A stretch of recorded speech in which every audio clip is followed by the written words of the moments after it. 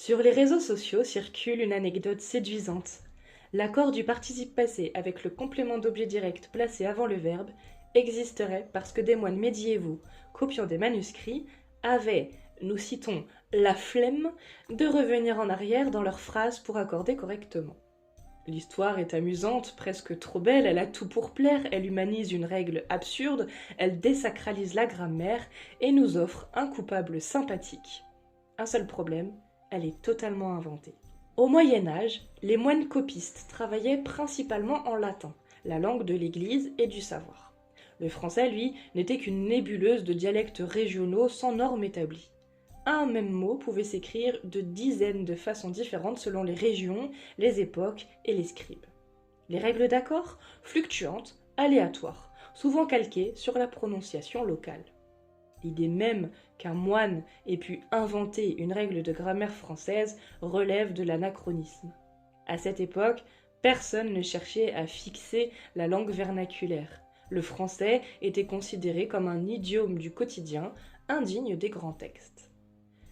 La normalisation du français commence réellement au XVIIe siècle, dans un contexte politique précis. La construction de l'État monarchique absolu sous Louis XIII puis Louis XIV. La création de l'Académie française en 1635 par Richelieu n'est pas un geste neutre. Il s'agit d'établir une langue unique, standardisée, capable de rayonner à travers le royaume et au-delà. Les grammairiens de l'époque, comme Vaugelas, ne se contentent pas de décrire la langue telle qu'elle est parlée, ils prescrivent ce qu'elle devrait être. Leur modèle, le bon usage de la cour et ses salons mondains parisiens. Leurs inspirations, le latin, la langue morte mais prestigieuse, dont ils importent des structures qui n'ont parfois aucune justification en français. L'accord du participe passé en est un exemple parfait. Cette règle complexe, avec ses multiples exceptions, ne répond à aucune logique de clarté ou d'efficacité communicative. Elle existe principalement pour imiter la grammaire latine et par là même signaler l'érudition de celui qui la maîtrise. Pourquoi compliquer ce qui pourrait être simple? Parce qu'une langue facile d'accès ne permet pas de distinguer les élites des autres. Dans une société d'ancien régime obsédée par les hiérarchies et les privilèges, la maîtrise d'une langue pure devient un capital symbolique crucial. Celui qui parle bien montre qu'il a eu accès à l'éducation, qu'il fréquente les bonnes sociétés, qu'il appartient au monde civilisé. Celui qui fait des fautes révèle ses origines populaires ou provinciales, son manque de raffinement. La langue n'est plus seulement un outil de communication, elle devient un instrument de classement social.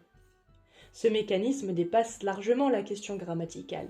Il touche aussi les accents régionaux qui sont méprisés, les patois qui sont interdits dans des écoles de la République, et même les langues régionales progressivement étouffées.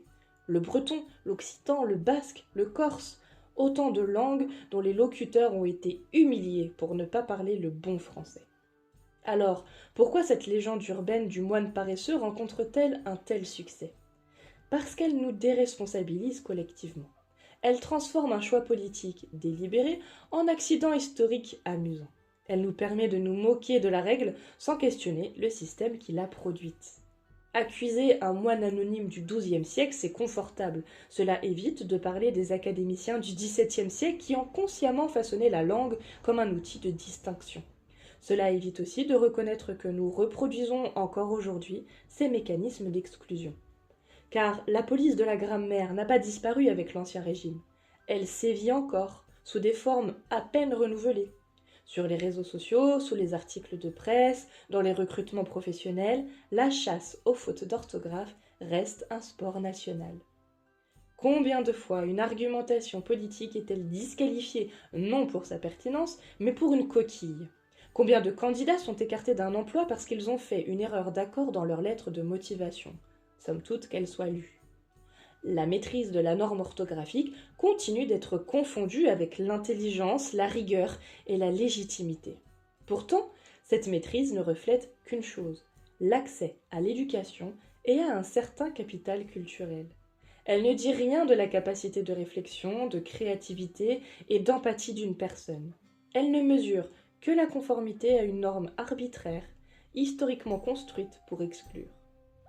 Comprendre cette histoire ne signifie pas qu'il faille abolir toute règle ou célébrer l'anarchie orthographique. La langue a besoin de stabilité pour permettre la communication à grande échelle. Mais cette compréhension devrait nous rendre plus humbles, plus tolérants face aux variations linguistiques. Le français n'est pas une essence pure à préserver des contaminations. C'est un organisme vivant qui évolue, qui emprunte, qui se transforme selon les usages de millions de locuteurs. Les règles grammaticales ne tombent pas du ciel. Elles sont le produit de décisions humaines prises dans des contextes historiques spécifiques pour des raisons qui ne sont pas toujours linguistiques. Reconnaître cela, c'est ouvrir la possibilité d'un rapport plus démocratique à la langue. Un rapport où l'erreur n'est plus une faute morale, où la variation n'est plus une déviance, où parler différemment n'est plus parler moins bien. Alors non, l'accord du participe passé ne vient pas d'un moine médiéval pressé. Il vient d'un projet politique conscient, créer une langue normée pour servir l'État centralisé et distinguer les élites sociales du reste de la population. Cette histoire nous rappelle que la langue n'est jamais neutre. Elle porte en elle les rapports de pouvoir de la société qui l'a façonnée. Derrière chaque règle grammaticale, il y a des choix, des intérêts, des exclusions. Comprendre cela ne nous condamne pas au relativisme ou au chaos. Cela nous invite simplement à être plus conscients des mécanismes par lesquels nous jugeons, nous classons et parfois nous excluons les autres sur la base de leur manière de parler. Et peut-être à retrouver ce que la langue a toujours été au fond, non pas un code figé pour distinguer les élites, mais un outil vivant pour se comprendre et se relier.